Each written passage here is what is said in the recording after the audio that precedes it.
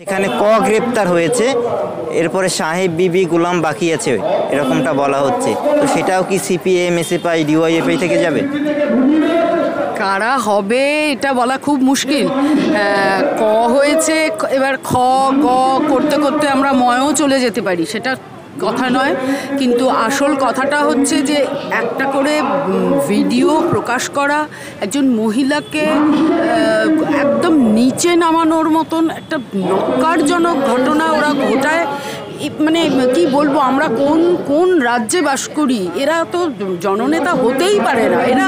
এরা মানে একদম থানায় এদেরকে পুলিশ ধরে নিয়ে যাওয়াটাই উচিত।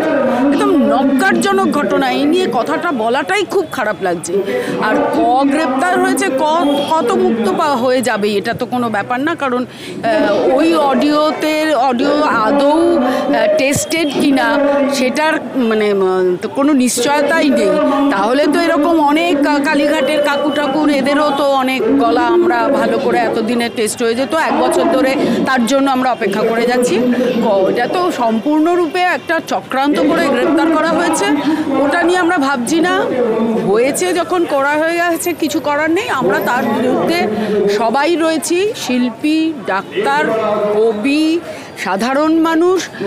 রাজনৈতিক দলকে বাদ দিয়ে সাধারণ মানুষের এই ধরনের আন্দোলন মানে জাস্ট ভাবা যায় না। আমার মা ঠাকুমারা বলছেন যে আমরা জীবনেও কোনো দিন দেখিনি। ইভেন 47 সালে যারা এখনও বেঁচে আছেন, আমার এক দাদামশাইয়ের কথা বলছি, তিনি বলছেন 47 সালেও আমরা এই ধরনের আন্দোলন দেখিনি। স্বাধীনতার আন্দোলনও এইভাবে হয়। কারণ সেটার বিরুদ্ধে, সেটাতে একটা জিনিস ছিল যে একটা ব্রিটিশ রাজের থেকে আমরা স্বাধীনতা চাই।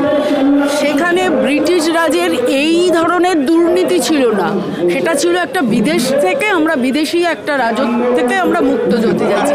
আর তখন দুর্নীতি ছিল না, আমি এটা বলবো তখন, হ্যাঁ এটা ছিল দুঃশাসন ছিল। এখনকার তো দুঃশাসন তো ছেড়ে দিলাম, এই অর্থনৈতিক দুর্নীতি, এই নোংরামি, একজন মানে কি বলবো, একটা রাজ্যের প্রধান হয়ে তিনি কি করে এগুলোকে অ্যালাউ করেন, এবং মানে জাস্ট ভাবা যায় না। আমরা এতটাই মানে কি বলবো, এতটাই মর্মাহত, কিছু বলার নেই এটা নিয়ে। মমতা বন্দ্যোপাধ্যায় তো সমাধান চাইছেন, ডাক্তারদের বারবার চিঠি দেওয়া হচ্ছে। মমতা বন্দ্যোপাধ্যায় সমাধান চাইছেন, মমতা বন্দ্যোপাধ্যায় নিজের দিকটা দেখে সমাধান চাইছেন, ওটা কোনো কথা না। ডাক্তাররা এতদিন ধরে একজন ডাক্তাররা রাস্তায় দিনের পর দিন, রাতের পর রাত, বৃষ্টি ভিজে রোদে শুয়ে বসে আছে। আমরা কোন রাজ্যে বাস করি? উনি ওনার জেদ ধরে বসে আছেন। ওনার মনে পড়ছে না উনি বুদ্ধদেব ভট্টাচার্যকে 400 একরের শর্ত দিয়েছিলেন, আর এখন বলছেন যে কোনো শর্ত থাকলে আমি আলোচনায় বসবো না। ডাক্তারদের যে শর্ত, সেগুলো তো খুব মানে যুক্তিপূর্ণ শর্ত। সেই শর্তগুলোতে কিছু না, তার মধ্যে একটা তো মানে সিবিআই সমাধান করে দিয়েছেন, সন্দীপ ঘোষের মতন একটা খুনি ধর্ষককে গ্রেপ্তার করে। আরও যাদেরকে ওনারা বলছেন পদত্যাগ চাই, এরপরে তাদেরও আমরা গ্রেপ্তারই চাইছি, ওদেরও তাই কথা। ওরা, আমার মনে হয় না এখনো অবধি বোধহয় আলোচনা চলছে, আমি দেখিনি এখনো। তবে ওরা যাবার আগেও বলে গেছে ডাক্তাররা যে আমরা আমাদের 5 দফা যে শর্ত আছে তার বাইরে যাব না। এবার দেখা যাক কি হয়। আপনারা এখানে বসে পদত্যাগ চাইছেন, আর দিল্লির দিকে যদি তাকাই, অরবিন্দ কেজরিওয়াল পদত্যাগের কথা নিজে বলছেন। এইটাই তো হচ্ছে কথা। যদি ধক থাকে মমতা বন্দ্যোপাধ্যায়ের, উনি পদত্যাগ করে দেখান, দেখিয়ে আবার ভোট করুন, 26-এর বদলে 24-এই আবার ভোট করুন, কি 25-এ প্রথমে ভোট করুন, করে দেখুন সাধারণ মানুষ কি করে। অরবিন্দ কেজরিওয়াল পদত্যাগ করার পর মমতা বন্দ্যোপাধ্যায়ের পা তো আরও কাঁপতে শুরু করে দিয়েছে। ওটা তো কোনো কথাই না। অরবিন্দ কেজরিওয়ালকে আমরা বলবো উনি কি করেছেন, ওনার দুর্নীতি বা কী, সেগুলো তো এখনও প্রমাণ সাপেক্ষ, এখনও সেগুলোকে বেরোয়নি। কিন্তু এই গার্ডস যদি একজনের মুখ্যমন্ত্রী থাকতে পারে, মমতা বন্দ্যোপাধ্যায় তো দাঁড়িয়ে দাঁড়িয়ে চা খাও রে, এসো গো, তোমরা ভিজে গেছো, জামা কাপড় পরোগে, এসব দিয়ে এখন আর চিড়ে ভেজে না। সব থেকে বড় কথা হচ্ছে এসব, তাহলে তো ঝুঁকেই যেত। তাহলে তো ওই দিনই 3 ঘন্টা অপেক্ষা না করে তো ডাক্তাররা ঢুকেই যেত। 2019 সালে এই জুনিয়র ডাক্তারদের সাথে উনি ওই রকম গোপনে গোপনে মিটিং করেছিলেন, ওরা বিশ্বাস করে ওখান থেকে বেরিয়ে এসেছিল। সেই দাবিগুলোই কিন্তু এখনও 2024-এ আছে। শুধু তিলোত্তমার খুন ধর্ষণের ব্যাপার না, তার সাথে সাথে যে দাবিগুলো রয়েছে সেগুলো কিন্তু 2019-এও ছিল। সেগুলো এতদিন মানা হয়নি। হ্যাঁ মানবো, হ্যাঁ করে দেবো, হ্যাঁ সব করে দেবো, সেই ভুল আর ডাক্তাররা, এখনকার জুনিয়র ডাক্তাররা করবে না, এ তো বোঝাই যাচ্ছে। চা খাওয়ার কথা বলছেন, তারপরে উনি যখন ধর্ণামঞ্চে আসলেন ডাক্তারদের, তখনও বলছিলেন আমি দিদি হিসাবে এসেছি। আপনার মনে হয় কোথাও মুখ্যমন্ত্রীর থেকে মমতা ব্যানার্জি একজন দিদি হিসাবে বেশি মানে সক্রিয় বা বেশি সফল?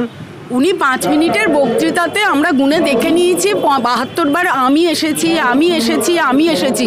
উনি শুধু আমারটাই, ওনার যদি সত্যি তখনই, যদি সত্যি ওনার এই ব্যাপারটা সমাধান করার ইচ্ছে থাকতো, উনি ওখানেই বলতেন যে একটা গোপনে বসে, ঠিক আছে এখানে আমি এসে গেছি, সবাই আছে, পুলিশ কমিশনার আছে, রাজীব কুমার আছে, ওনার তো ভয়ের কিছু ছিল না। ডাক্তাররা তো হাতে বন্দুক নিয়ে ছিল না। উনি ওখানে বসে একটা আলোচনা করতেন, উনি করে দেখতে পারতেন। উনি এলেন, ওনার 5 মিনিটের বক্তৃতাতে 72 বার আমি আমি আমি আমি বলে গটগট করে চলে গেলেন। ভাই, আমরা তো সেটাও জানতে চাই, ওনার যদি সত্যি এই ব্যাপারটার সমাধান করার ইচ্ছে থাকতো, উনি যখন গেছিলেন খুব ভালো করেছিলেন, মুখ্যমন্ত্রী হিসেবে উনি গেছেন, ডাক্তাররাও সেটাকে খুবই ভালো বলে নিয়েছিল। কিন্তু ওনার তো ওখানে উচিত ছিল ওদের সাথে একটু কথা বলার। উনি গেলেন, গটগট নিজের বক্তব্য রাখলেন, রেখে চলে গেলেন। এইভাবে তো সমাধান হয় না। আর ডাক্তারদের শিরদাঁড়া তো, মানে উনি কি ভেবেছিলেন যে ওনার চটিচাটা ওনার যে সমস্ত কর্মীরা আছে তাদের মতন ডাক্তাররা হবে? তাদের শিরদাঁড়া অনেক, তারা যথেষ্ট শিক্ষিত এবং তারা তাদেরটা রাখবেই। আমার কেন, আমাদের আপামর বাংলার সমস্ত জনগণের এই একটাই আশা যে ডাক্তাররা তাদের শিরদাঁড়া বজায় রেখে তাদের দাবি ঠিক আমার নাম সোমা দত্ত। কোন সংগঠন? আমি একজন মানে নাটকের শিল্পী, আমি থিয়েটার করি।